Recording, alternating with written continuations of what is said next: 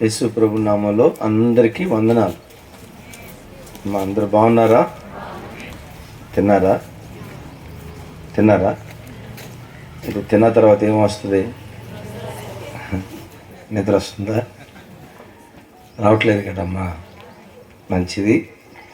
మరొకసారి ఈ మధ్యాహ్న సమయంలో మీతో దేవుని వాక్యం పంచుకోవటానికి కృపగల దేవుడు నాకు ఇచ్చిన ఈ మంచి సమయాన్ని బట్టి ప్రభుని స్తుతిస్తూ మీ మధ్యలోకి వాక్యం అందించడానికి నన్ను ఆహ్వానించిన స్థానిక దైవ సేవకులు సైమన్ అయ్యగారికి అయ్యగారు వందనాలు.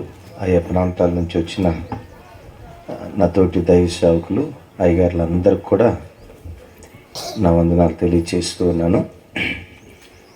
ఈ మధ్యాహ్న సమయమందు పరిశుద్ధ గ్రంథంలో నుంచి ప్రార్థన జీవితాన్ని గురించి, క్రైస్తవ జీవితానికి ప్రార్థన ఎంత ప్రాముఖ్యమైంది, ప్రార్థన ద్వారా మనం పొందుకునే ఆశీర్వాదాలు ఏంటి, మన ప్రార్థన దేవుడు అంగీకరించాలంటే ఎలాంటి మనసుతో, ఎలాంటి జీవితంతో మనం ప్రార్థన చేయాలి, ఈ రెండు విషయాలు మీతో కొద్దిసేపు పంచుకుంటాను. అందరూ మీ బైబిల్ తెరవండి.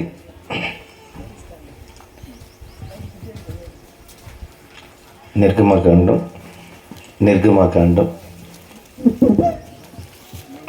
తమ్ముడు ఇందాక ఎట్లుంది అట్లాగే పెట్టు.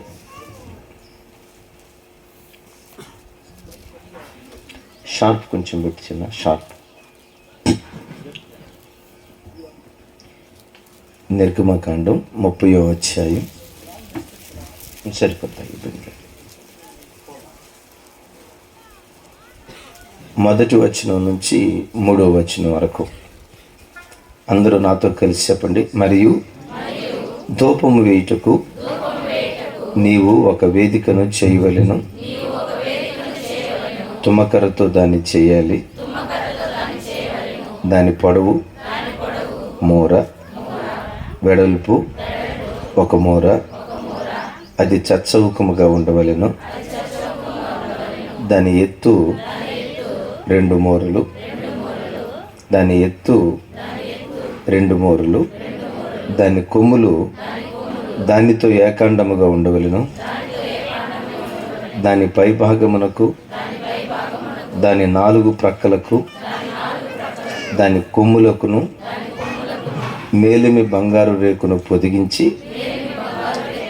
దాని చుట్టూ బంగారు జవ చేయవలెను. మంచిది. దేవుడు ఆ రోజుల్లో మోషేతో చెప్తూ, నీవు ధూపము వేయుటకు ఒక వేదికను చేయవలెను అంటాడు.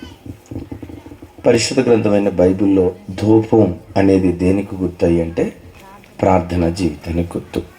ఎట్లాగూ అంటే దావీదు కీర్తనలో ఒక చోట మాట్లాడుతూ, సాయంకాలము నేను చేతులెత్తుట నైవేద్యము వలె, ఆ తర్వాత తెలీదమ్మా చెప్పండి. సాయంకాలము నేను చేతులెత్తుట నైవేద్యము వలె, నా ప్రార్థన ధూపము వలె నీ సన్నిధికి చేరునుగాక అంటాడు. సో బైబిల్లో ధూపం దేనికి గుర్తుగా ఉంది అంటే ప్రార్థనకు గుర్తుగా ఉంది. అమ్మ, దేనికి గుర్తుగా ఉంది? ప్రార్థనను ధూపంతో ఎందుకు పోలుస్తారు అంటే సహజంగా ఈ సృష్టిలో ఉన్న ధర్మం ఏంటంటే ఏ వస్తువైనా పైనుంచి కింద పడితే కానీ కింద నుంచి పైకి వెళ్ళదు. ఈ సృష్టిలో కింద నుంచి పైకి వెళ్ళేది ఏదై అంటే పొగ ఒక్కటి ప్రార్థనగా. రైట్, ధూపం పొగ మాత్రమే కింద నుంచి పైకి వెళ్ళేది. తతిమాది ఏదైనా ఆ పైన ఆకులు ఉన్నాయి, ఆకు రాలి ఆకాశం మీద పడిద్దా, నేల మీద పడిద్దా? మామిడి చెట్టు ఉంది, అదేం చెట్టు అయ్యారు? చింత చెట్ట. చింతకాయలు రాలి ఆకాశంలో పడతాయా, నేల మీద పడతాయా? కదా. సృష్టిలో ఏదైనా పైనుంచి కింద పడిద్ది, కింద నుంచి పైకి వెళ్ళేది ధూపం ఒక్కటి మాత్రమే. అట్లాగే భూలోకం నుంచి పరలోకమందలి దేవుని సన్నిధికి చేరే ఒకే ఒక్కటి ప్రార్థనా జీవితం. అందుకని ధూపాన్ని దేంతో పోలుస్తారు? ప్రార్థనతో పోలుస్తారు. అయితే దేవుడు ఇక్కడ ఏమంటాడంటే, నీవు ఎక్కడ పడితే అక్కడ ధూపం వేయొద్దు, ధూపము వేయుటకు ఒక వేదికను చేసుకోవాలి అంటాడు. ఏం చేసుకోవాలట? అమ్మ చెప్పాలి, ఏం చేసుకోవాలి? ఆ ధూపం వేయుటకు ఒక వేదికను చేసుకోవాలి అంటాడు. అంటే ఈ మాటకున్న అర్థం ఏంటంటే, అవకాశం ఉంటే ప్రార్థన ఎక్కడ పడితే అక్కడ చేసుకోవచ్చు. బస్సులో చేసుకోవచ్చా లేదా? కిచెన్లో వంట చేసుకుంటా చేసుకోవచ్చా లేదా? పని చేసుకుంటా చేసుకోవచ్చు కదా, అభ్యంతరం ఏమీ లేదు. ప్రార్థన ఎప్పుడైనా ఎక్కడైనా ఏ స్థలంలోనైనా చేసుకోవచ్చు. అయితే ఇక్కడ అంటాడు, ప్రార్థన చేసుకోవటానికి ఒక ప్రత్యేకమైన స్థలాన్ని నువ్వు కలిగి ఉండు. ఇప్పుడు మన ఇల్లు ఉంది, కాస్త డబ్బున్న వాళ్ళు ఇంట్లో గదులు కట్టుకునేటప్పుడు రకరకాల గదులు కట్టుకుంటారు. ఏం కట్టుకుంటారు? కిచెన్ అని, బెడ్రూమ్ అని, ఇది ఉండాలి కదమ్మా, ఇది లేకపోతే ఎట్లా, డైనింగ్ రూమ్ అని, ఇంకా హాల్ అని. అదే కిచెన్, వంటగది అయిపోయింది. మీకు వంటగది లేకపోతే ప్రాణం పోతుందమ్మా. సరే, కిచెన్ అని. ఇంకేముంటాయి చెప్పండి అమ్మ? వాష్రూమ్ అమ్మ, పూజ గది. అది హిందువులకైతే పూజ గది ఉంటుంది.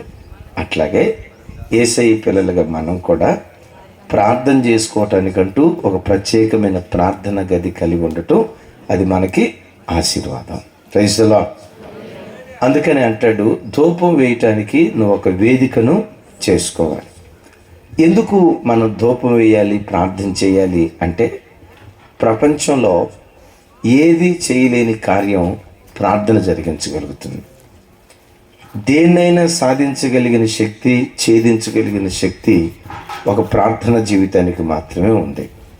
ప్రార్థన ఎంత గొప్పదో ఒక మాటలో చెప్పాలంటే, ఇశ్రాయేలీలు అరణ్య ప్రయాణంలో ఉన్నప్పుడు ఇశ్రాయేలు ప్రజల మధ్యకి తెగులు వచ్చింది. తెలుగులోనైతేనేమో తెగులు అంటారు, అదే ఇంగ్లీష్లోనైతేనేమో వైరస్ అంటారు. 2020వ సంవత్సరం నుంచి ప్రపంచ దేశాలకు ఒక తెగులు వచ్చింది. ఏ తెగులు? అది తెలుగులోనైతేనేమో కరోనా తెగులు అంటారు, అదే ఇంగ్లీష్లోనైతే కరోనా వైరస్ అంటారు. ఇప్పుడు కరోనా వైరస్ ఎట్లొచ్చిందో, ప్రపంచానికి వైరస్ ఏం కొత్తది కాదు. ఇశ్రాయేలీల అరణ్య ప్రయాణంలో వైరస్ వచ్చింది. దరిదాపుగా వైరస్ దాటికి 16,000 మంది అప్పటికి చనిపోయారు. భర్తను పోగొట్టుకొని భార్య ఏడుస్తుంది, భార్యను పోగొట్టుకొని భర్త ఏడుస్తున్నాడు, పిల్లలను పోగొట్టుకొని తల్లిదండ్రులు ఏడుస్తున్నారు, వృద్ధులను పోగొట్టుకొని పిల్లలు ఏడుస్తున్నారు.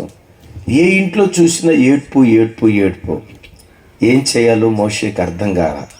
అప్పుడు దేవుడు అంటాడు, మోషే, యాజకుడు ఉన్నాడే అహరోనును పిలిచి చచ్చిన వారికి బ్రతికిన వారికి మధ్యలో నిలవబడి నా సన్నిధిలో ధూపం వేయమను. అహరోను ధూపం వేస్తే ఆ తెగులును నిలువరించగలిగిన శక్తి ధూపానికి ఉంది. నా మాట విని తొందరగా ధూపం వేయమను అంటాడు. మారు మాట మాట్లాడకుండా వెంటనే మోషే అహరోనుకు చెప్పాడు. అహరోను మోషే మాట పట్టుకొని ధూపార్తిని చేతబుని నిప్పులు చేతబుని చచ్చిన వారికి బ్రతికిన వారికి మధ్యలో నిలవబడ్డాడు. చచ్చిన వారికి బ్రతికిన వారికి అని అంటే, ఆ తెగులు ఇటు నుంచి వస్తుంది, ఇటువైపు వెళ్తుంది, ఇక్కడ దాకా వచ్చింది, ఇంకొక క్షణం గడిస్తే ఇటు దాటి వెళ్ళిపోద్ది. చచ్చిన వారికి బ్రతికిన వారికి మధ్యలో నిలవబడి మోషే అహరోను ధూపం వేయటం ప్రారంభించాడు. ఎప్పుడైతే ధూపం వేయటం ప్రారంభించాడో తెగులు అక్కడితో ఆగిపోయినట్లుగా బైబిల్లో చూస్తా ఉన్నాం. Praise the Lord. ఎక్కడైతే ధూపం వేయబడిందో, ధూపం వేయబడిన స్థలం నుంచి ఒక్కడుగు కూడా తెగులు ముందుకు వెళ్ళలేకపోయింది. ఆ తెగులును ఆపిన శక్తి, మరణంలో నుంచి ప్రజలను జీవానికి దాటించిన శక్తి, మరణించాల్సిన ప్రజలను బ్రతికించిన శక్తి ధూపంలో దాగుంది. Praise the lord. 2020వ సంవత్సరం నుంచి కొన్ని వేల మంది చనిపోయారు. మన ఇంటి పక్క వాళ్ళు కూడా వచ్చింది వైరస్. కొంతమంది మన గ్రామంలో కూడా వచ్చింది. ఎంతోమంది కరోనా ధాటికి వేల మంది ప్రజలు చనిపోయినా మీరు నేను ఎందుకు బ్రతుకున్నామో తెలుసా? మన కొరకు దైవ సేవకులు చేసిన ప్రార్థనను బట్టి మరణంలో నుండి దేవుడి దేవానికి దాటించాడు.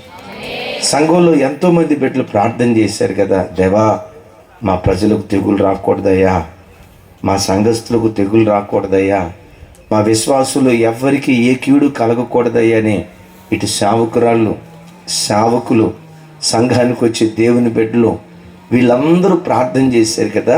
ఆ ప్రార్థన చావు గోతిలో నుంచి మనల్ని సజీవులుగా లేవనెత్తింది. Praise the lord. మనం బ్రతుకున్నామంటే అనేక మంది భక్తులు చేసిన ప్రార్థనే మనలను బ్రతికించింది.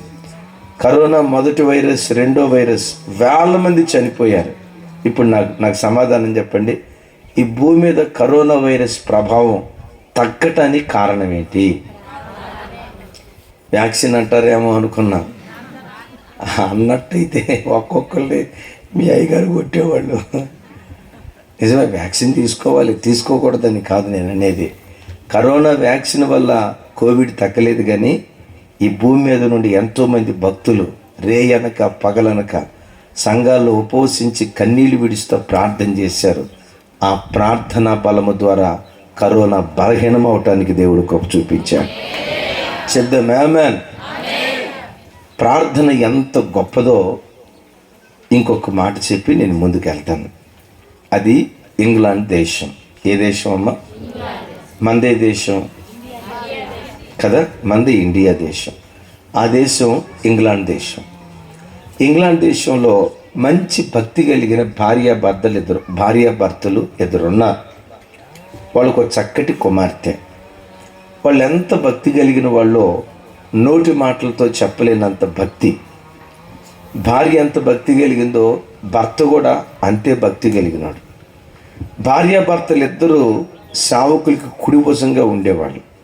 బిడ్డలారా, మీరు కూడా సంఘాలకు వచ్చేటప్పుడు భర్త వస్తే వద్దు తమ్ముడు ఫ్యాన్తో అది ఫ్రీగా, భర్త వస్తే భార్య రాకుండా, భార్య వస్తే ప్రార్థనకు భర్త రాకుండా అట్లా ఉండొద్దు.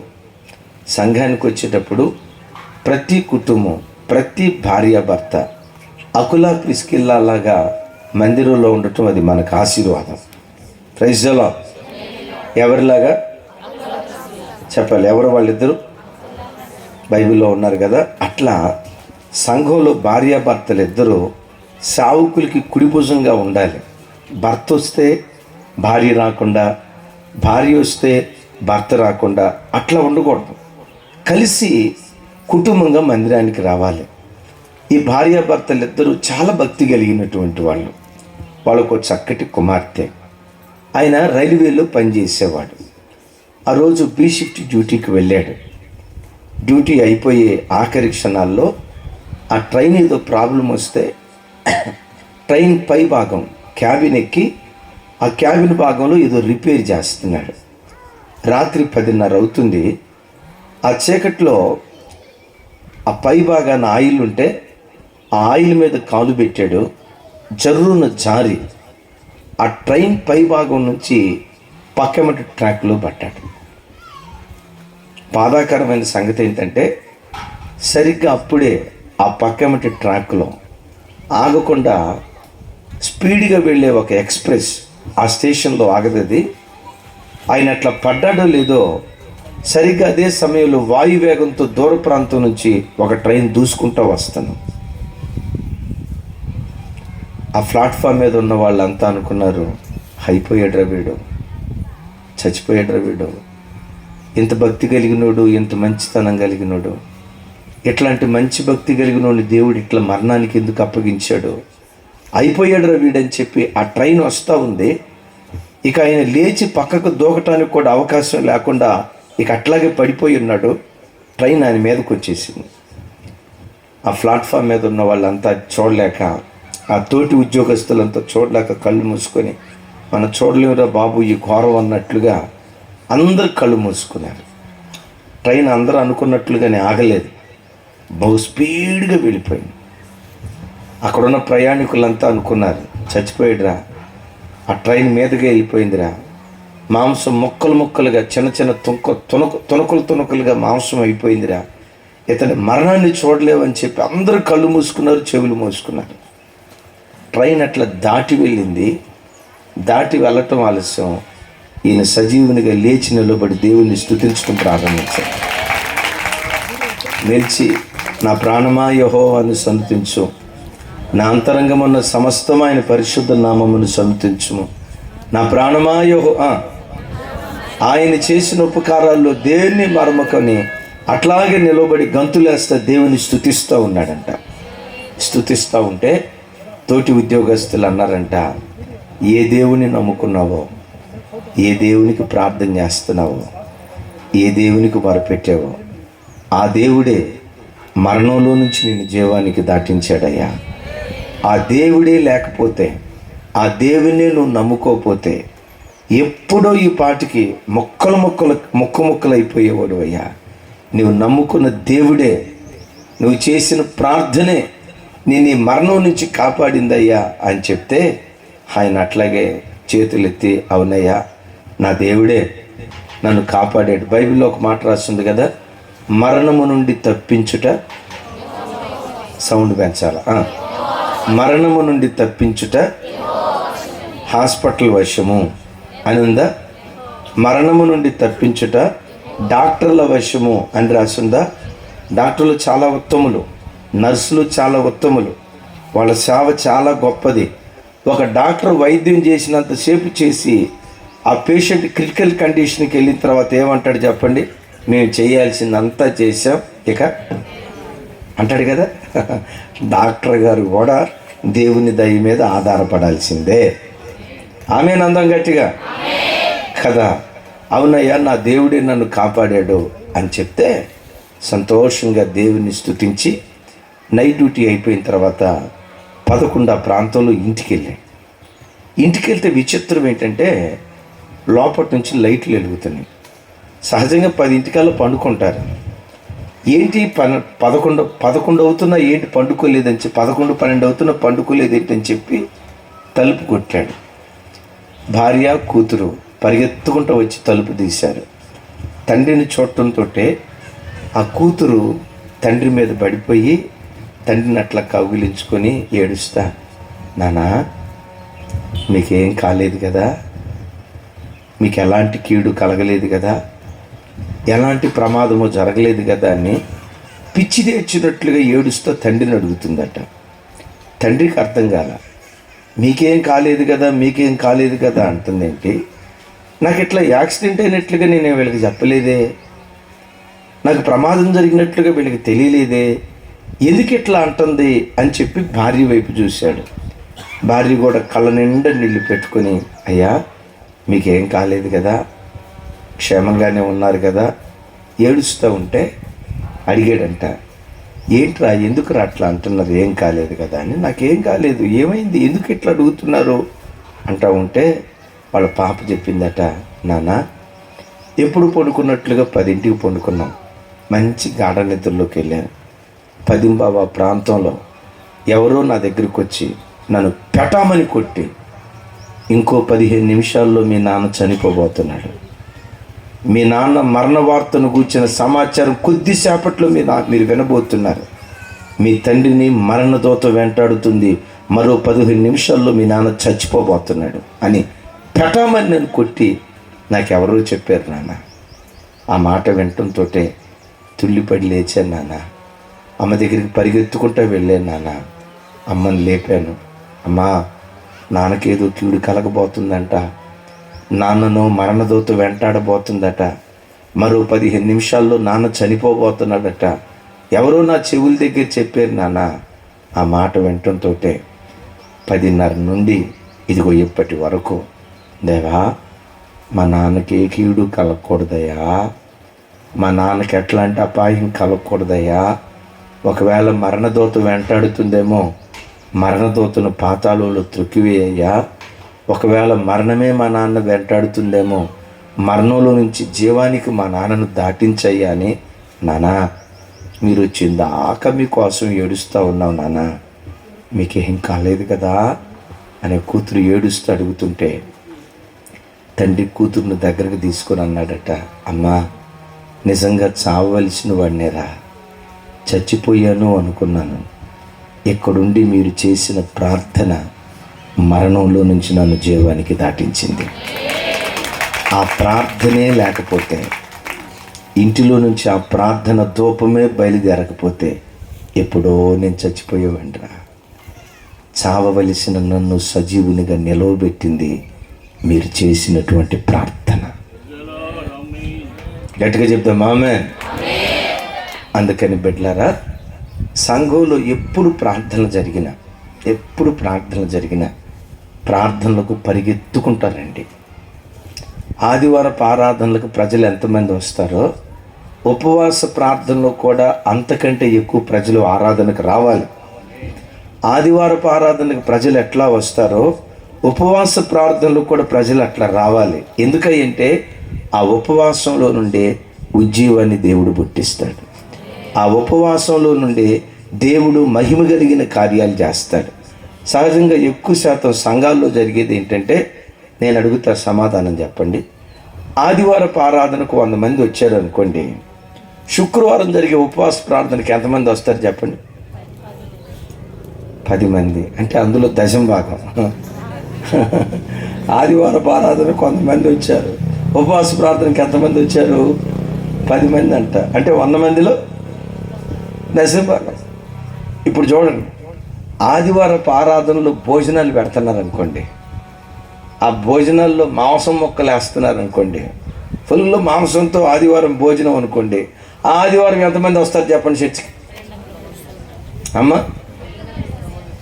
అది ఆ పాప చెబుతుంది, ఫుల్ చర్చి సరిపోదు, బయట టెంట్లు సరిపోవు, ఎక్కడి నుంచో కుర్చీలు తెప్పించాలా.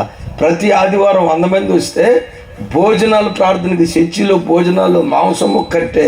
గమనించండి, సచ్చినోడు కూడా సమాధిలో నుంచి చర్చికి వచ్చేస్తాడు. విన్నారా?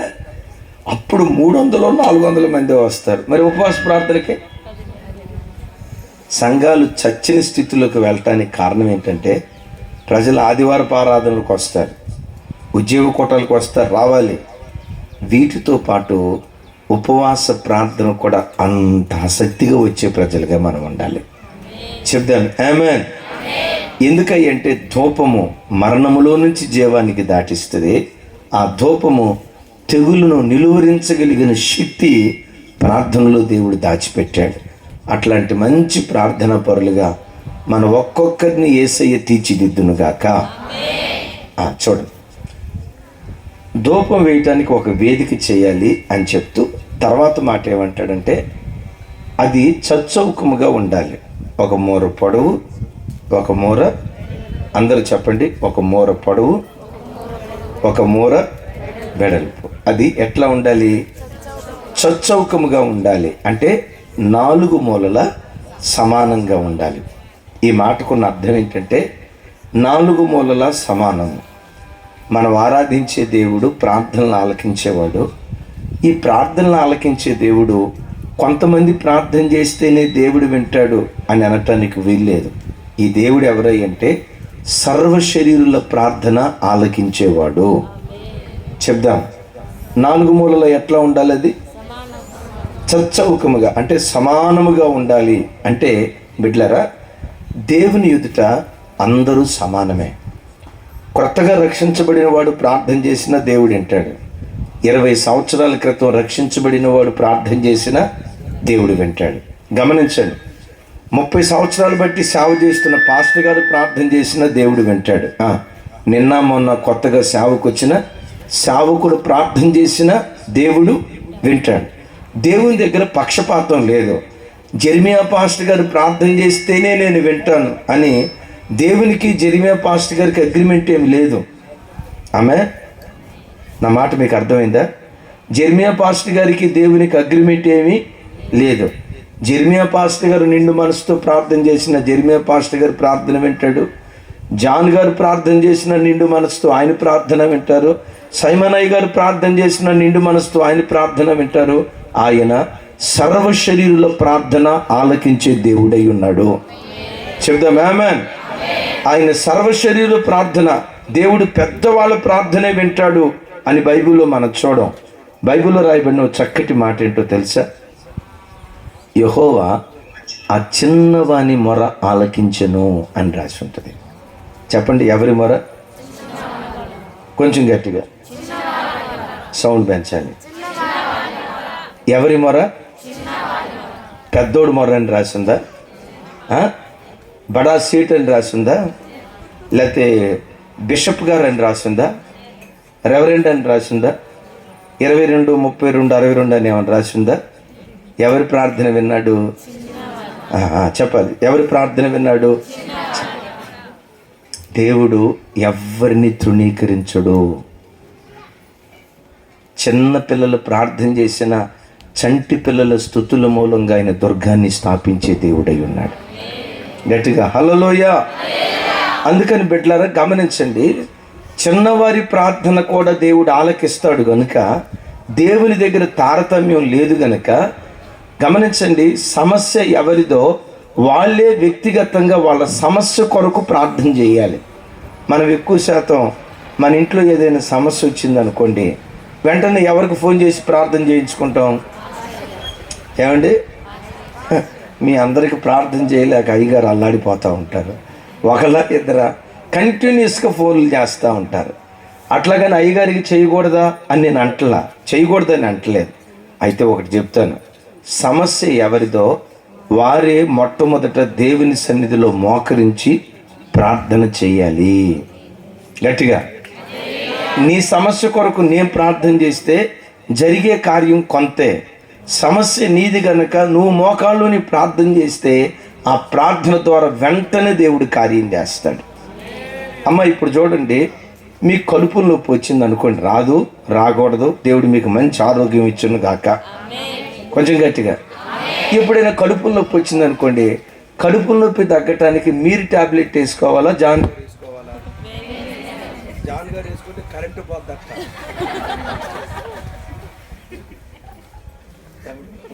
కరెంట్ వస్తుందా? గమనించండి, కడుపు నొప్పి ఎవరికి వచ్చింది? అరే కడుపు నొప్పి ఎవరికి వచ్చింది? కడుపు నొప్పి మీకు వచ్చింది. జాన్ గారికి ఫోన్ చేసి, జాన్ గారు పొద్దుటి నుంచి కడుపు నొప్పితో బాధపడుతున్నాను, కొంచెం నా కొరకు ట్యాబ్లెట్ తీసుకోండి అని అన్నారనుకోండి, ఆ జాన్ గారిని వీడికి ఏమైనా మెంటలు వచ్చింది ఏంట్రా బాబు, కడుపు నొప్పి వచ్చింది ఆడు కడుపు నొప్పి వస్తే నన్ను ట్యాబ్లెట్ వేసుకోమంటున్నాడు ఏంటి అని జాన్ గారు ఆ మాటని ఫోన్ ఆఫ్ చేశాడు. ఈ జాన్ గారికి ఎప్పుడు ఫోన్ చేసినా నేను బిజీ అంటాడు. మీ పేరండి? దినకర్.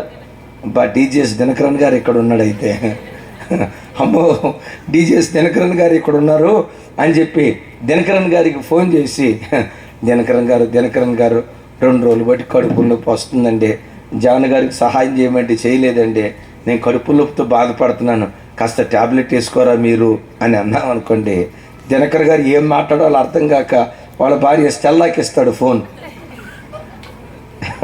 ఆ స్టెల్లా ఏం చేస్తుందో తెలుసా? ఊరే వీడికి పిచ్చెక్కినట్టుంది.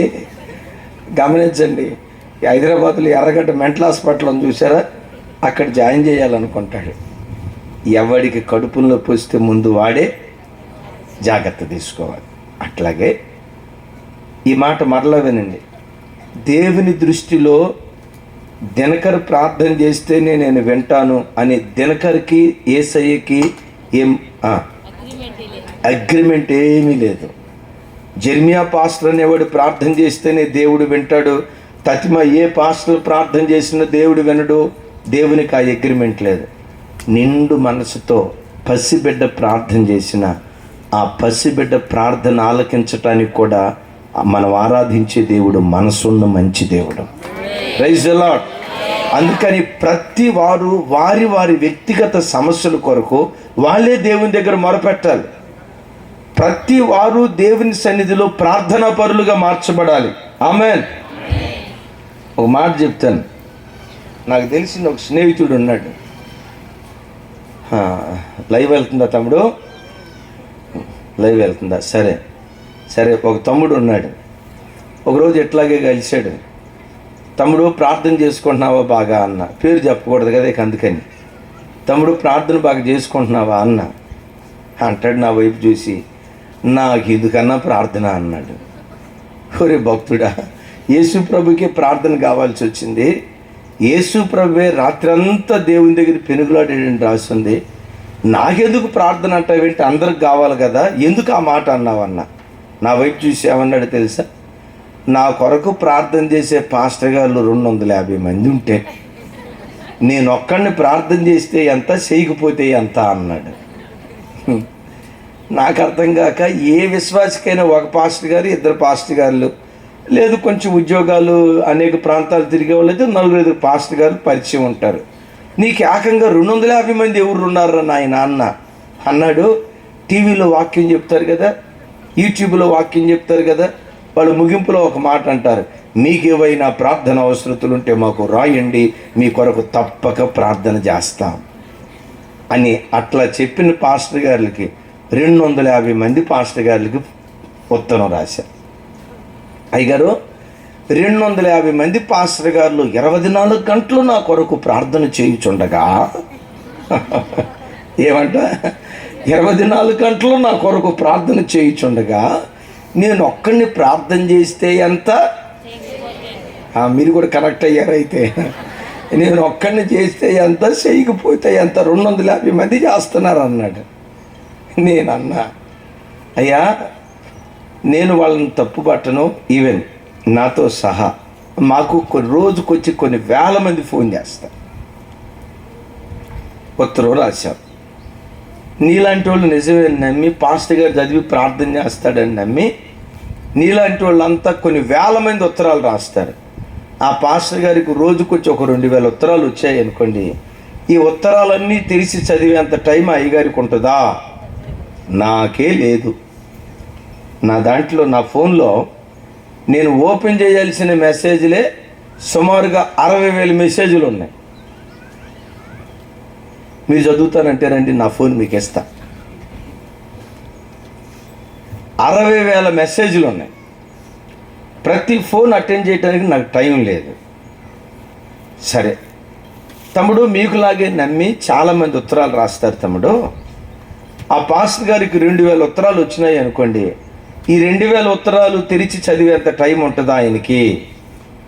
ఉండదు. ఏం చేస్తాడు మరి? ఆ ఉత్తరాలన్నీ ఒక చోట పెట్టి, ఉత్తరాల మీద చేయి పెట్టి, దేవా సముద్రంలో ఏముందో నీకు కనపడుద్ది, పాతాళంలో ఏముందో కూడా నీకు కనపడుతుంది, నరుని హృదయంలో ఉన్నది మరి తేటగా కనపడుతుంది. ఇవన్నీ మీకు తేటగా కనపడిన తర్వాత ఈ ఉత్తరాల్లో ఏముందో మీకు కనపడకుండా ఉంటుందా అయ్యా? ఈ ఉత్తరాల్లో ఉన్నదంతా మీరు చూసినందుకు స్తోత్రం, యేసు నామములో అడుగుచున్నాను తండ్రి అన్నారు. ఆమేనని వినండి. మీకు తెలుసమ్మా, మాలాంటి వాళ్ళు టీవీలో ఎంతమంది కనపడ్డా ఎప్పుడో ఒకసారి ఫోన్లో మేము ప్రార్థన చేస్తామేమో, కానీ మీ కొరకు నిండు మనసుతో హృదయపూర్వకంగా ప్రార్థన చేసే ఒకే ఒక్క వ్యక్తి ఈ భూమి మీద మీ స్థానిక సంఘ కాపరే. మీరే సంఘాలకు వెళ్తున్నారో నాకు తెలియదు. మీ కొరకు నిజంగా ఏడ్చేది, అయ్యో నా పిల్లలు ఇబ్బందిలో ఉన్నారంటయ్యా, అయ్యా నా పిల్లలు సమస్యలో ఉన్నారంటయ్యా, నా మందిరానికి వచ్చే నా జనులు ఇబ్బందిలో ఉన్నారంటయ్యా అని నిండు మనసుతో రొమ్ము కొట్టుకుంటూ మీ కొరకు నిండు మనసుతో ఏడ్చే ఒక వ్యక్తి మీ స్థానిక సంఘ కాపరే. నేను ఎన్ని ప్రాంతాలకు తిరుగుతున్నా, ఏ ప్రాంతానికి వెళ్తున్నా, నేను ప్రొద్దునే లేచి ప్రార్థన చేసుకునేటప్పుడు ఎవరి కొరకు ప్రార్థన చేసినా చేసుకోకపోయినా, నా కొరకు నేను చేసుకున్నా చేసుకోకపోయినా, దేవుడు నాకు ఇచ్చిన నా పిల్లల కొరకు తప్పకుండా కన్నీళ్ళు విడుస్తూ ప్రార్థన చేస్తా. దేవా నాకు ఇచ్చిన ఆత్మలు, నా సంఘంలో నాకు ఇచ్చిన పరిచర్యలు అడుగుపెట్టిన కుటుంబాలు పచ్చగా ఉండాలి ప్రభువా, క్షేమంగా ఉండాలి. ఏదైనా వాళ్ళు ప్రయాణమే వెళ్తున్నప్పుడు ఏ అపాయాలు కలగకూడదు. వారి ఉద్యోగ స్థలాల్లో కాపుదల దయచేయి. ఎవరైనా ప్రత్యేకంగా సమస్యలో ఉన్నారని తెలిస్తే వాళ్ళ కొరకు దేవుని దగ్గర ప్రార్థన చేసేటప్పుడు పెదవులతో ప్రార్థన చేయం. ఎందుకంటే కాపరి హృదయం ఎలాంటిదంటే సంఘం నవ్వితే నవ్వుతాడు, సంఘం ఏడిస్తే ఏడుస్తాడు. సంఘం ఆనందపడతా ఉంటే సేవకుడు ఆనందపడతాడు. అదే సంఘ బిడ్డలు ఎక్కడైనా బాధలతో శ్రమపడుతూ ఏడుస్తున్నారని తెలిస్తే ఆ ప్రజల పక్షాన హృదయపూర్వకంగా ఏడ్చే ఒకే ఒక్క వ్యక్తి స్థానిక సంఘ కాపరి. అంటే అయ్యగారు మరి మీకు ఫోన్ చేయొద్దా, పలానోళ్ళకు చెయ్యమని కాదు, చెయ్యొద్దని కాదు. అయితే హృదయపూర్వకంగా సంఘం యొక్క భారాన్ని మోసేది స్థానిక దైవ సేవకుడు మాత్రమే. ఆమేన్. అట్లాగని మనం ప్రతి సమస్య కాపరికి చెప్పకూడదు. ఏం చేయాలి? సమస్య మనది కనుక మనమే వ్యక్తిగతంగా దేవుని సన్నిధిలో ప్రతి విషయం ప్రార్థించేవారిగా ఉండాలి. Praise the Lord. ఇప్పుడు చూడండి, చిన్న అనారోగ్యం వచ్చిందనుకోండి, వెంటనే పెద్ద హాస్పిటల్కి వెళ్తామా, దగ్గర ఆర్ఎంపీకి వెళ్తామా? అసలు ఆర్ఎంపీ డాక్టర్ దగ్గరికి వెళ్ళక ముందు ఏం చేస్తాం? సొంత వైద్యం చేసుకుంటాం. సొంత వైద్యం కానప్పుడు ఆర్ఎంపీ దగ్గరికి వెళ్తాం. ఆర్ఎంపీ కూడా దగ్గరనప్పుడు ఎంబీబీఎస్ దగ్గరికి వెళ్తాం. ఎప్పుడు ఏ సమస్య వచ్చినా మొట్టమొదట మనం సొంత ప్రయోగం చేయాలి. అంటే సొంత ప్రయోగం అంటే అమ్మ వ్యక్తిగతంగా ప్రార్థన చేసుకోవాలి. మీ సొంత ప్రయోగం ఫలించలేదు, ఇంట్లో భర్తకి, పిల్లలకి, సంఘానికి వచ్చి ఆత్మీయులకు చెప్పాలి. అయినా తగ్గలేదు, అప్పుడు ఎక్కడికి వెళ్ళాలి? Super speciality hospital. మన సూపర్ స్పెషాలిటీ హాస్పిటల్ ఎవరు? మన సైమన్ అయ్య గారు. సమస్య పెద్దదైనప్పుడు అయ్యగారికి భారం పెట్టాలి. కానీ ప్రతి దానికి కొంతమంది చూడండి అని దగ్గు వచ్చింది అనుకోండి, అయ్యగారు ఏదో దగ్గు వస్తున్నట్టుంది, గట్టిగా ప్రార్థన చేయండి. మరి నువ్వు చేసావా అంటే, మీరు చేస్తున్నారు కదా అయ్యగారు, నేను చేసుకుంటే ఎంత, చేసుకోకపోతే ఎంత అంటారు. అట్లా ఉండకూడదు. హల్లెలూయా. రైట్.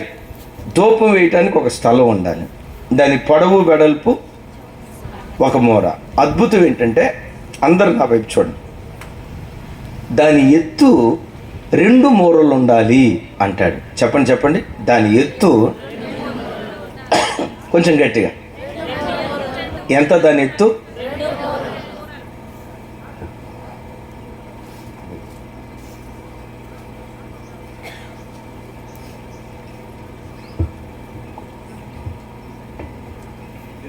చెప్పండి. దాని ఎత్తు కొంచెం గట్టిగానమ్మా. దాని ఎత్తు ఎంత ఉండాలట? 2 మూరలు. ప్రత్యక్ష గుడారంలో, పరిశుద్ధ స్థలంలో, అతి పరిశుద్ధ స్థలంలో ఉన్న ఉపకరణాలన్నిటిలో ఎత్తైన ఉపకరణం ఏదై అంటే ధూపవేదిక. సర్వలోకనాథుని నిబంధన మందస్సు ఉంది. దాని ఎత్తు 3.5. సముఖపు రొట్టెల బల్ల ఉంది. దాని ఎత్తు మూర. ధూపవేదిక దగ్గరికి వచ్చేసరికి దాని ఎత్తు 2 మూరలు. చెప్పండి చెప్పండి. దాని ఎత్తు ఇందాక చెప్పే కదా, సముఖపు రొట్టెల బల్ల ఎత్తు ఎంత?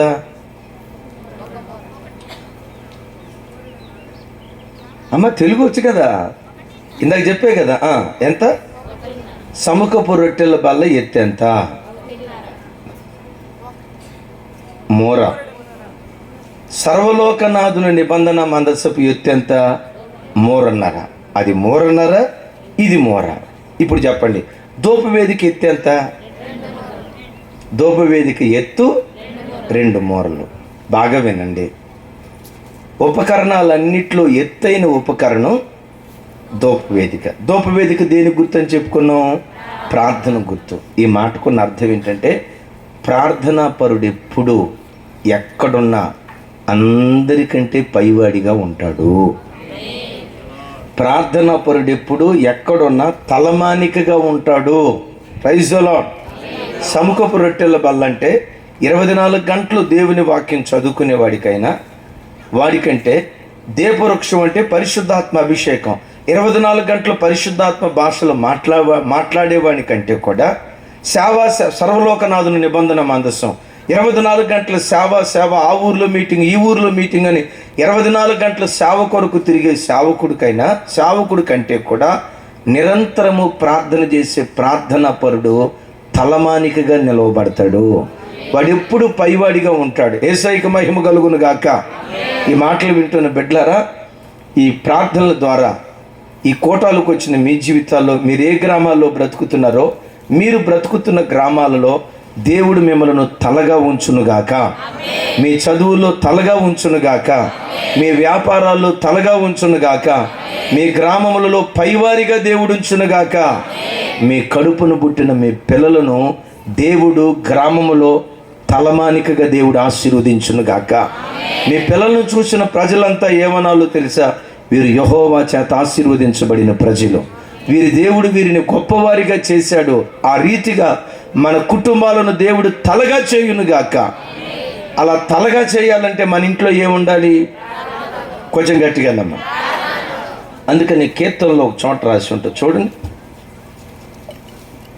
89వ కీర్తన. అందరూ చూడండి అండి, 89,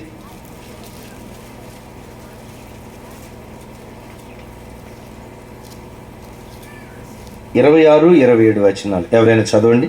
నీవు నా తండ్రివి, నా దేవుడవు, నా రక్షణ దుర్గము అని అతడు నాకు మొర్ర పెట్టును. కావున నేను అతన్ని నా జ్యేష్ఠ కుమారునిగా చేయుదును. చప్పలు కొడుతూ స్తోత్రాలు చెప్దాం. తర్వాత మాట భూరాజులలో అత్యున్నతునిగా ఉంచేదను. రైట్, చదవమ్మా. భూరాజులు అందరి ఓకే, చప్పలు కొడుతూ స్తోత్రాలు చెప్దాం. భూరాజులలోనే ఎట్లా ఉంచుతాడట? ఎవరిని? అతనిని అంటాడు. ఎవరంటే అతను దావీదు గారు. దావీదును గూర్చి దేవుడు ఏమంటాడంటే, అతన్ని నా జ్యేష్ఠ కుమారునిగా చేస్తాను, అంతేకాదు భూరాజులందరిలో నేను అతన్ని అత్యున్నతుడిగా చేస్తాను అంటాడు. ఎందుకు దావీదు గారిని భూరాజుల్లో అత్యున్నతునిగా చేశాడంటే, దానికి కలిగిన ఒకే ఒక ప్రబలమైన కారణం భక్తుడైన దావీదు కలిగిన ప్రార్థన జీవితమే. ఏమని ప్రార్థన చేస్తాడు? దేవుని వైపు చూసి, నీవే నా తండ్రివి, నీవే నా దేవుడవు, నీవే నా రక్షణ దుర్గమని అతడు మొరపెట్టుచూ ఉంటాడు. ఇశ్రాయేలు దేశాన్ని 42 మంది రాజులు పరిపాలన చేశారు. ఎంతమంది అమ్మ? మొత్తం దరిదాపుగా 42 మంది రాజులు పరిపాలన చేశారు బైబిల్ చరిత్రలో. ఈ 42 రాజుల్లో అత్యుత్తమమైన రాజు ఎవరు చెప్పండి? మీరు ఎవరి పేరు చెప్పారమ్మా? ఎవరు చెప్పండి? దావీదు గారు. అందుకని దావీదుని పిలిచేటప్పుడు ఏమంటారు తెలుసా? దావీదు మహారాజు అంటారు. ఎందుకు? దేవుడు ఆయన్ని అత్యున్నతునిగా చేశాడు. ఎందుకు అత్యున్నతునిగా చేశాడు అంటే, ఆయన కలిగినటువంటి ప్రార్థన జీవితమే దావీదును అత్యున్నతునిగా చేసింది. యేసయ్యకు మహిమ కలుగును గాక. మీరుంటున్న గ్రామాలలో యేసయ్య మిమ్మల్ని అత్యున్నతులుగా దేవుడు నిలవబెట్టాలంటే మన ఇంట్లో ఏముండాలి?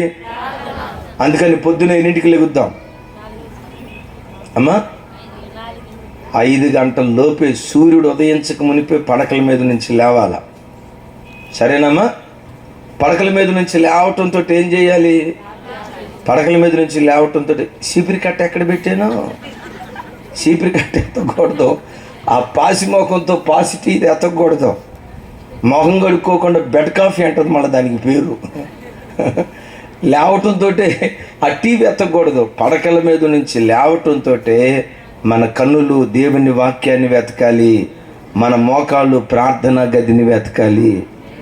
Praise the lord.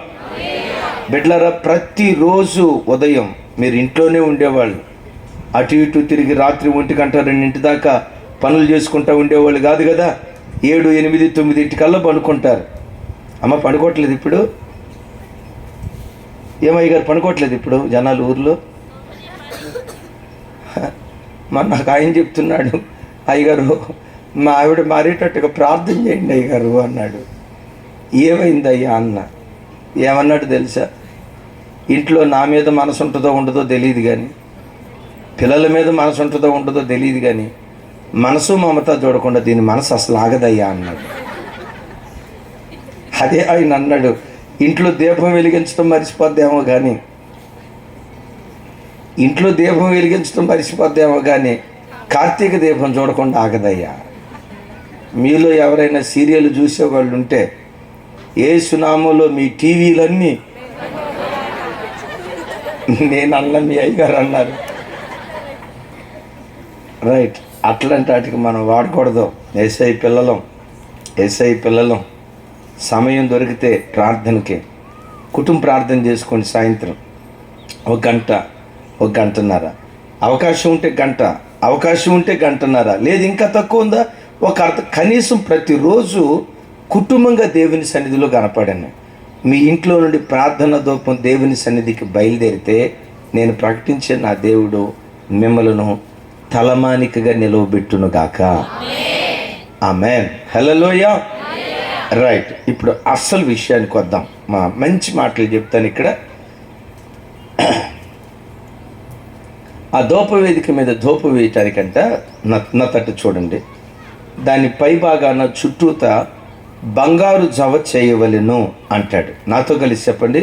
దాని చుట్టూ, సౌండ్ పెంచాలమ్మా, దాని చుట్టూ బంగారు జవ చేయవలెను. దాని చుట్టూ ఏముండాలంట అంటే బంగారు జవ అంటే బీడింగ్. ఇప్పుడు ఈ టేబుల్ ఉంది, ఈ టేబుల్కి పై భాగాన్ని ఏమీ లేదు. ఇప్పుడు ఈ మైకు, ఈ పెన్ ఇట్లా అన్నాను అనుకోండి, డొర్లుకుంటే ఏమైపోద్ది? ఇప్పుడు కింద పడకుండా ఉండాలంటే ఏం చేయాలి? చుట్టూతో బీడింగ్ ఉండాలి. దాన్ని అసలు సరైన తెలుగులో జవా అంటారు, ఇంగ్లీష్లోనైతే బీడింగ్ అంటారు, తెలుగులోనైతే బద్ద చుట్టూతండి, పట్టే బద్ద ఏదో అంటారు కదా. సరే, ఏదో ఒకటి అర్థమైతే అయింది కదమ్మా. దాన్ని బైబిల్ భాషలో జవా అంటారు. దాని చుట్టూతో ఏముండాలంట? జవ ఉండాలి. ఎందుకు జవ? వేయబడినటువంటి ధూపద్రవ్యం నేలపాలు కాకుండా, అది కింద పడిపోకుండా ఈ చుట్టూతో ఉన్న బంగారు జవ భద్రంగా కాపాడుతుంది. యేసయ్యకు మహిమ కలుగును గాక. ఈ మాట వింటున్న బిడ్డలారా, మనం చేసిన ప్రార్థన అది వ్యర్థం కాకుండా ఉండాలంటే ప్రార్థించే ఆ ప్రార్థన పరుడికి 4 శ్రేష్టమైన లక్షణాలు ఉండాలి. మన ప్రార్థన వ్యర్థం కాకుండా, మన ప్రార్థన నేలపాలు కాకుండా, చేసిన ప్రార్థన అది ప్రయాసాన్ని ఇవ్వని ప్రార్థనగా మిగలకుండా, మన ప్రార్థన అర్థవంతంగా మారాలన్నా, మన ప్రార్థన దేవుని సముఖానికి చేరాలన్నా, ఈ ధూపద్రవ్యం చింది నేల మీద పడకుండా ఈ బంగారు జవ ఎలా కాపాడుతుందో, ప్రార్థనా పరుడు తన ప్రార్థన వ్యర్థం కాకుండా ఉండాలంటే 4 శ్రేష్టమైన గుణగణాలు కలిగిన వాడై ఉండాలి. గట్టిగా చెప్తాం ఆమేన్. 4 శ్రేష్టమైన గుణగణాలు కలిగిన వాడై ఉండాలి. గట్టిగా చెప్తాం ఆమేన్. 4 శ్రేష్టమైన గుణగణాలు కలిగిన వాడై ఉండాలి. ఇంకోసారి చెప్దామా? ఏం కలిగి ఉండాలి? ఆ అనుభవాలు నీ ప్రార్థన వ్యర్థం కాకుండా, నీ ప్రార్థన దేవుని సన్నిధికి చేరటానికి దేవుడు సహాయం చేస్తాడు. ఆమేన్. మన ప్రార్థన దేవుడు వినాలంటే ఎలాంటి స్థితిలో ఉండి మనం ప్రార్థన చేయాలి? మొట్టమొదటి బంగారు జవ, సత్శీలత లేక సత్ప్రవర్తన.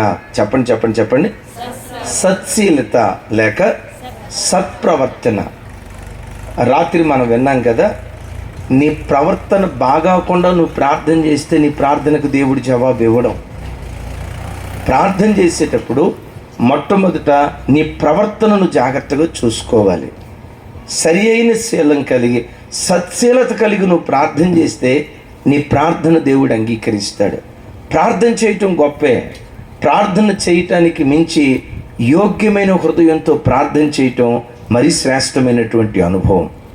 ప్రార్థన ఏముంది? అలవాటు అయిపోయింది, ప్రతిసారి ప్రార్థన చేస్తాం. అయితే నీ ప్రార్థన దేవుడు అంగీకరించాలంటే మొదట నీ బ్రతుకు, నీ స్థితి, నీ ప్రవర్తన దేవుని ఎదుట బాగుండాలి. నీ బ్రతుకు బాగాకుండా ఎన్ని ఉపవాస ప్రార్థనలు చేసినా, నీ జీవితం సరిగ్గా లేకుండా ఎన్ని ఆరాధనలకు వచ్చినా, నీ నడవడిక దేవుని ఎదుట యోగ్యమైనదిగా లేకుండా ఎంత కన్నీళ్లు కార్చినా, నీ కన్నీరు బూడిదలో పోసిన పన్నీరులాగా మిగిలిపోతుంది. బైబిల్లో ఒక చోట ఏమని రాసిందో తెలుసండి? ప్రతి సంవత్సరం 4వ నెల, ప్రతి సంవత్సరం 5వ నెల, ప్రతి సంవత్సరం 7వ నెల, ప్రతి సంవత్సరం 10వ నెల, చూడండి 4వ నెల, 5వ నెల, 7వ నెల, 10వ నెల రెగ్యులర్గా ఇట్లా 70 సంవత్సరాలు ప్రార్థన చేశారు. ఈ 70 సంవత్సరాలు ప్రార్థన చేసిన దేవుడు వాళ్ళ ప్రార్థనకు దేవుడు జవాబు ఇవ్వలేదు. ఎన్ని సంవత్సరాలు ప్రార్థన చేశారమ్మా? ఎప్పుడెప్పుడు? రెగ్యులర్గా ప్రార్థన చేసేవాళ్ళు. 70 సంవత్సరాలు ప్రార్థన చేశారు. వాళ్ళ ప్రార్థనకు దేవుడు జవాబు ఇవ్వలేదు. ఎందుకు ఇవ్వలేదో తెలుసా? యోగ్యమైన జీవితంతో వాళ్ళు ప్రార్థన చేయలేదు. బైబిల్లో ఒక ఒక ఒక బాధను కలుగు చేసి ఒక సంఘటన చెప్తాను చూడండి. 2వ సమూయేలు గ్రంథం. అమ్మ అందరూ చూడండి తల్లి. 2వ సమూయేలు 2వ గ్రంథం. సమూయేలు 2వ గ్రంథం నేను చదువుతాను. 12వ అధ్యాయం. నాతో కలిసి చెప్పండి. యెహోవా. అమ్మ మీరు చదవండి తల్లి గట్టిగా. అమ్మ చదవండి. 12వ అధ్యాయం 16వ వచనం. యెహోవా ఉరియా భార్య దావీదునకు కనిన బిడ్డను మొత్తినందున అది బహు జబ్బుపడెను. యెహోవా ఊరియా భార్య దావీదునకు కలిగిన బిడ్డను మొచ్చినందున అది బహుగా జబ్బుపడెను. చదవండి. దావీదు ఉపవాసముండి లోపలికి పోయి రాత్రి అంతయు నేలపడి ఉండి బిడ్డ కొరకు దేవుని బతిమాలగా ఇంటిలో ఎన్నికైన వారు లేని అతడిని నేల నుండి లేవనెత్తుటకు వచ్చిరి. గాని అతడు సమ్మతింపక వారితో కూడా భోజనము చేయక ఉండెను. 7వ దినమున బిడ్డ చావగా చాలు. ఇక్కడ ఒక చంటి బిడ్డ, ఒక చిన్న బిడ్డ అనారోగ్యంతో ఉన్నాడు. ఓ రకంగా దావీదుకు కొడుకే. అనారోగ్యంతో ఉన్నప్పుడు దావీదు గారు ఆ కొడుకును హాస్పిటల్కి తీసుకెళ్ళాడని బైబిల్లో లేదు. లేకపోతే వైద్యుల దగ్గరికి తీసుకెళ్ళాడని కూడా బైబిల్లో లేదు. ఏం చేశాడో తెలుసా? ఆ బిడ్డ కొరకు ప్రార్థన గదిలోకి వెళ్ళి మీకులాగా కింద పరదా వేసుకొని కట్టికి నేల మీద ఉపవాసం ఉండి 7 రాత్రులు దేవుని దగ్గర ఏడ్చాడు. ఎన్ని రాత్రులమ్మా? ఎక్కడ కూర్చొని? కట్టికి నేల మీద కూర్చొని. ఎట్లా ఉపవాసం ఉన్నాడో తెలుసా? ఎట్లా ప్రార్థన చేశాడో తెలుసా? ఉపవాసం ఉండి ప్రార్థన చేశాడు. ఎన్ని రోజులు? మొదటి రోజు నా కొడుకును బ్రతికించయ్యా. 2వ రోజు నా కొడుకును బ్రతికించయ్యా, వీడు చావుగోతిలో నుంచి లేవాలయ్యా, దేవా నా కొడుకును బ్రతికించు. 3వ రోజు ప్రార్థించాడు. 4వ రోజు ప్రార్థించాడు.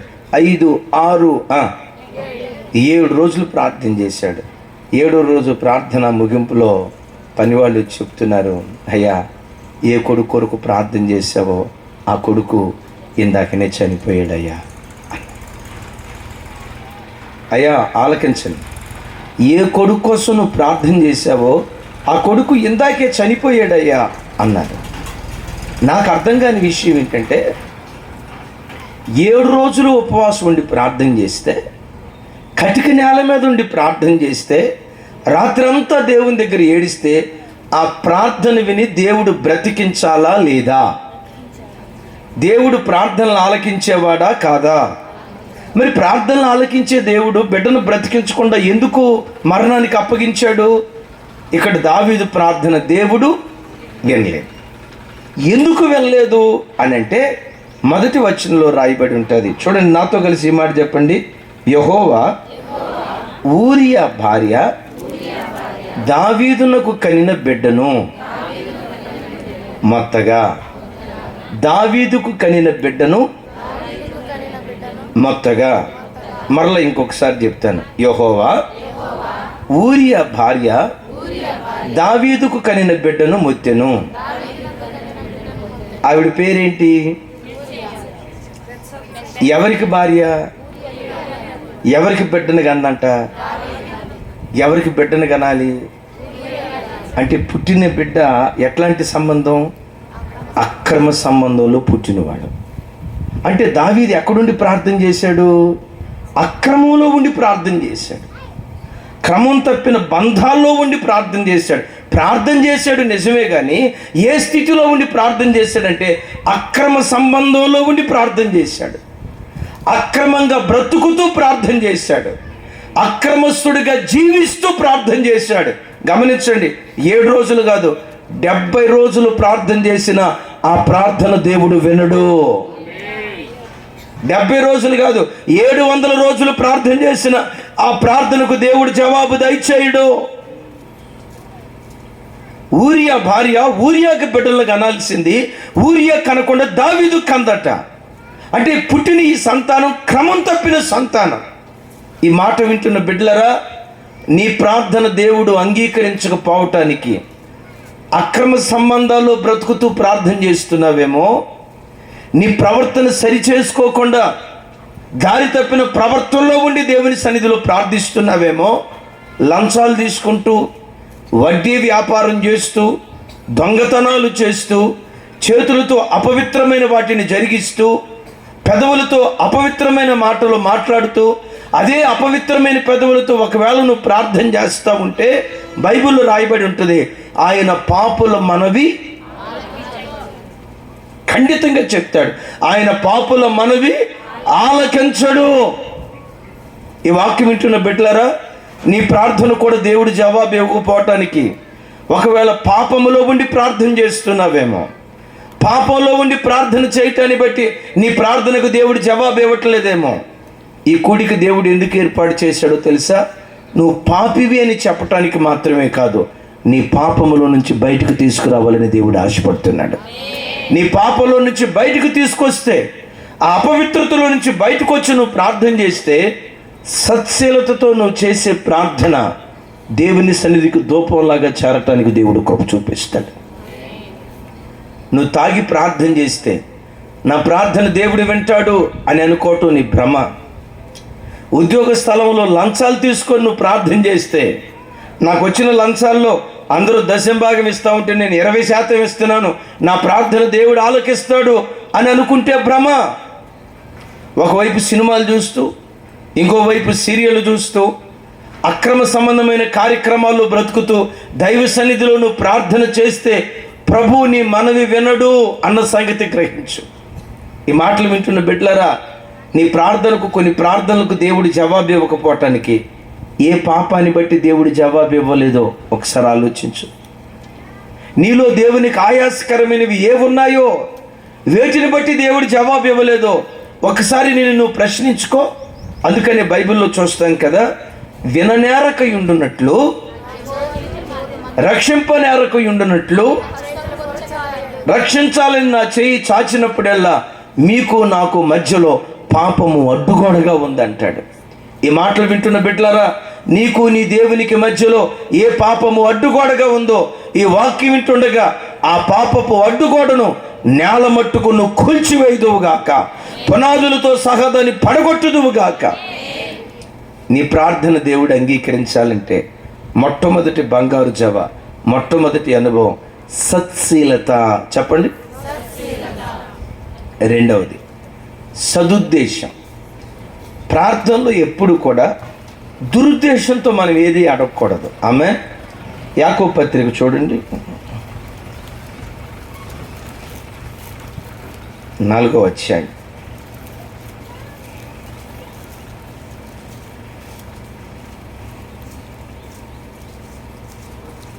మీరు అడిగినను, 3వ వచనం మీ భోగముల నిమిత్తము వినియోగించుటకై దురుద్దేశముతో అడుగుదురు కనుక మీకు ఏది దొరుకుటలేదు. రైట్. చూడండి, వాళ్ళకి ఏమి ఎందుకు దొరకట్లేదట? అందరూ చెప్పాలి తల్లి. నీ ప్రార్థన దేవుడు అంగీకరించాలంటే నీ ఉద్దేశం సరైనదై ఉండాలి. ఆమేన్. నీ ఉద్దేశం ఎట్లుండాలమ్మా? నువ్వు ఏదైనా అడుగు, నువ్వు అడిగిన ప్రతిదీ ఇస్తాడు. కానీ నువ్వు అడిగే దానిలో నీ ఉద్దేశాన్ని దేవుడు చూస్తాడు. నీ ఉద్దేశము దేవుని మనసును గెలుచుకునేటట్లుగా ఉంటే ఈ దేవుడు ఎవరో తెలుసా? నీవు అడిగింది ఇవ్వటమే కాదు, అడిగిన దానికంటే, ఊహించిన దానికంటే అత్యధికంగా దేవుడు దయచేస్తాడు. చెప్దాం గట్టిగా. ఈ మధ్య యూట్యూబ్లో ఉంటుంది ఆ మెసేజ్, ఎప్పుడైనా వినండి. ఇప్పుడు నేను చెప్పబోయేది short message. Emmanuel ministries Hyderabad YouTube ఛానల్లో ఉంటుంది. రెనాల్డ్ బాంకే గారని ఒక గొప్ప సేవకుడు. అమ్మ ఏం పేరు అయ్యగారి పేరు? చెప్పాలి. ఆయన ఇట్లా సముద్ర తీరంగా నడుచుకుంటూ వెళ్తూ ఉంటే దేవుడు ఆయనతో మాట్లాడుతా బాంకే అని పిలిచాడట. ప్రభు వైపు తలపైకి ఎత్తి ఏం ప్రభా అన్నాడంట. బాంకే, నీకు $10,00,000 ఇవ్వాలనుకుంటున్నాను, నీకు కావాలా అని అడిగాడంట. ఎంతమ్మా? కొంచెం గట్టిగా. $1 వచ్చి ఎంత? $70 పైగా ఉంటుంది. 10 లక్షలు ఇంటూ 70 క్యాల్కులేటర్కి అందట్లా అమ్మా? 7,700 లక్షల ఎంతమ్మా?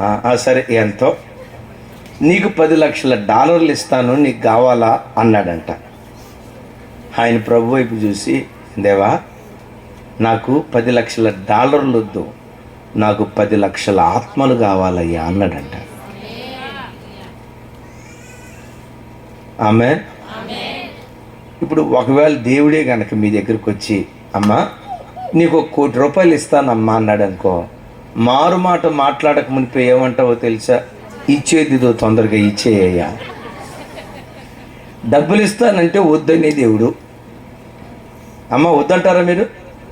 పొర్రపాటున గమనించండి. $10,00,000 ఇస్తానంటే నాకు $1 వద్దు ప్రభా, నాకు 10 లక్షల ఆత్మలు కావాలన్నాడు.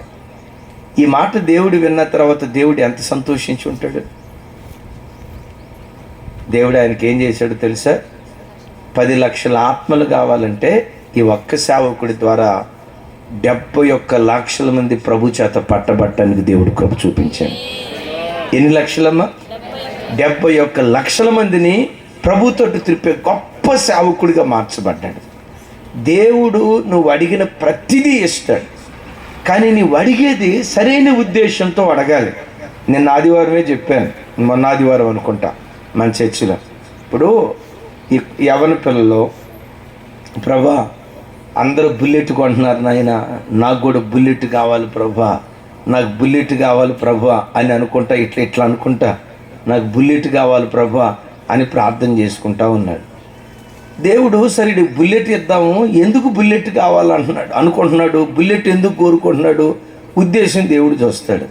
ఈ బుల్లెట్ కావాలి ప్రభా అని అడిగే పరంపరలో మనోడు మనసులో దేవుడే గనక నాకు బుల్లెట్ ఇస్తే, మా ఊరు ఈ చివర బుల్లెట్ కిక్కు కొట్టానంటే ఇక స్టార్ట్ చేసి రైజ్ చేస్తూ ఉంటే డుక్ టుక్ టుక్ టుక్ టుక్ టుక్ సౌండ్ వస్తూ ఉంటే మా ఊర్లో ఆడపిల్లలంతా నా వైపు చూసి గ్రీకు వీరుడు, అబ్బాబాబా నా రాకుమారుడు అని మా ఊరోళ్ళంతా అనుకుంటా ఉంటే, ప్రభా ఆ కిక్కే వేరయ్యా అని అనుకున్నాడు అనుకో, ఆడికి సైకిల్ కూడా ఇటు దేవుడు.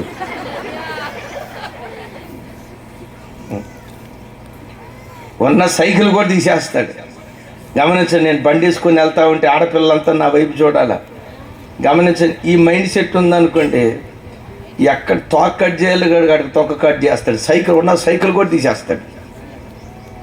అట్లా కాకుండా దేవా మా అయ్యగారు ఎక్కడెక్కడ మీటింగ్స్ పెడుతున్నారు నాయన, నాకు బండి ఉంటే ఏ జాన్ గారినో, ఏ డీజేస్ దినకరన్ గారినో, లేకపోతే ఏ అయ్యగారినో నా బండి మీద ఎక్కించుకొని ఆ మీటింగ్కి వెళ్తాయ్యా, నాకు బండి ఉంటే ప్రతి మీటింగ్కి వెళ్తానయ్యా, ప్రతి కూడికలో పాలు పంపులు పొందుతానయ్యా అని ఈ ఉద్దేశం గుండెల నిండా ఉందనుకోండి, అప్పుడు దేవుడు ఏం చేస్తాడో తెలుసా? బుల్లెట్ ఏం కర్మ, కారు కూడా ఇవ్వటానికి దేవుడు వెనకాడ. థ్యాంక్ యూ అమ్మ. దేవుడు ఎప్పుడు ఉద్దేశాన్ని చూస్తాడు. నీ ఉద్దేశం సరైందా కాదా? ఇప్పుడు మీరున్నారమ్మా, మీ భర్త కోసం అడిగేటప్పుడు, దేవా ఈ సంవత్సరం ఒక ₹10,00,000 మిగలాలి నాయన, మాకు ₹10,00,000 మిగలాలి ప్రభా, మా ఆయన కష్టార్జితం దీవించు నాయన, దీవించు నాయన, ఆశీర్వదించయ్యా, ఆశీర్వదించయ్యా, ఆశీర్వదించయ్యా, దించు దించు దించు దించు దించు దించు అంటాం. అదేమంతే కదా. సరే ఆ ₹10,00,000 కావాలి ప్రభా ఆశీర్వదించు అని అంటావు. దేవుడు ఎవరో తెలుసా? 10 లక్షలు ఏం కర్మ, ₹1,00,00,000 మన కాళ్ళ ముందు పడేయటానికి కూడా దేవుడు శక్తి కలిగిన వాడు. ఆయన ఎవరై అంటే ఆగర్భ శ్రీమంతుడు. Praise the lord. ప్రభా నాకు ₹10,00,000 కావాలి, ఆశీర్వదించు నా భర్తనంటే, సరే ఈ బిడ్డ ఆశీర్వదించమంటుంది. ఎందుకు ఇంత ఆశీర్వాదాన్ని కోరుతుంది? అప్పుడు నీ ఉద్దేశాన్ని చూస్తాడు. నీ ఉద్దేశంలో నా భర్తనే కనుక దేవుడు ఆశీర్వదిస్తే ఓ 10 లక్షల రూపాయలు మిగిలితే ఈ చెవులకి ఇంతలో దిద్దులు, ఏమండి మెడలో ఇంతలో బంగారు గొలుసు, నడుముకి నడుముకు వడ్డాను, ఇంతలో బంగారు గొలుసు, నా చెవులకి ఇంతలో దిద్దులు, ఈ బంగారం వేసుకొని, ఈ బంగారం ఎప్పుడు పడితే అప్పుడు వేసుకోను.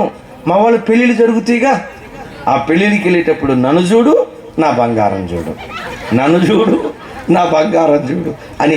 అప్పుడు నేను బంగారం వేసుకొని వెళ్తా ఉంటే నన్ను చూసిన వాళ్ళంతా అబ్బా దుబాయ్ సీటు మన మధ్యకి వచ్చిందిరా అని అందరూ అనుకోవాలి. ప్రభా అందుకని బంగారం ఈ ప్రభా ఓ 10 లక్షల రూపాయలు మిగుల్చు ప్రభా అని అన్నావు అనుకో, ఉన్న చిన్న చిన్న దిద్దులు కూడా ఊడగొడతాడు దేవుడు. నీ ఉద్దేశం ఎట్టుండాలో తెలుసా?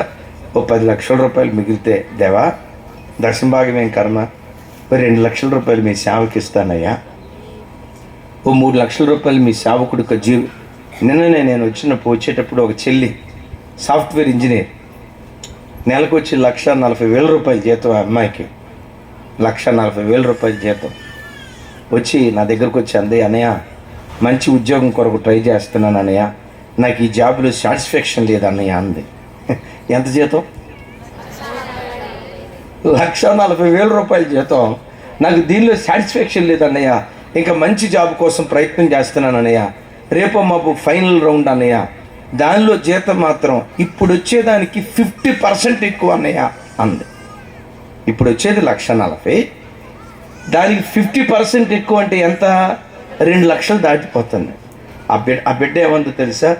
దేవుడే గనక ఆ ఉద్యోగం నాకు ఇస్తే నేను దేవుని దగ్గర మొక్కుబడి చేసుకున్నానన్నా, ప్రతి నెల దేవునికి 25% ఇవ్వాలనుకుంటున్నానన్న ప్రార్థన చేయండి అంది.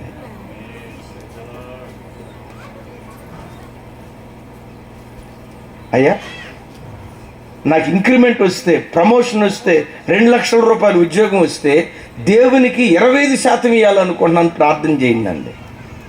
ఇట్లాంటి మనసు చూసిన తర్వాత దేవుడే బెత్తరపోతాడు.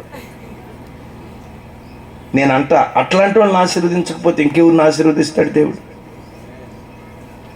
నీకు రూపాయి మిగిలితే వెంటనే దేవా నాకు ఏది మిగిలినా, నా ఇంటికి ఏ పైసా వచ్చినా దాంట్లో నీ మందిరానికి భాగం ఇస్తానయ్యా, నీ మందిరానికి ఇవ్వాల్సింది, నీ మందిరానికి చెందాల్సింది చెందే. ప్రతి విషయంలో మందిరం మందిరం మందిరం అంటా ఉండు. దేవుడు నీ ప్రార్థన ఆలకించి నువ్వు అడిగిన దానికంటే, ఊహించిన దానికంటే అత్యధికంగా దేవుడు ఇవ్వటం ప్రారంభిస్తాడు. కొంచెం గట్టిగా హుషారుగా మన ప్రార్థన దేవుడు ఆలకించాలంటే సత్ప్రవర్తన లేక సత్శీలత ఉండాలి. రెండవది సదుద్దేశం, మూడవది సమాధానం. నా వైపు చూడండి. మూడవది ఏముండాలి? ఎవరెవరితో సమాధానంగా ఉండాలి? మనకు నచ్చిన వాళ్ళతో సమాధానంగా ఉండాలి, అంతే కదమ్మా? కదా, ఎవరితో సమాధానంగా ఉండాలి? ఎస్, హెబ్రీ గ్రంథంలో అంటాడు, సఖ్యమైతే ప్రజలందరితో సమాధానంగా ఉండుటకు ప్రయత్నించుడి అంటాడు.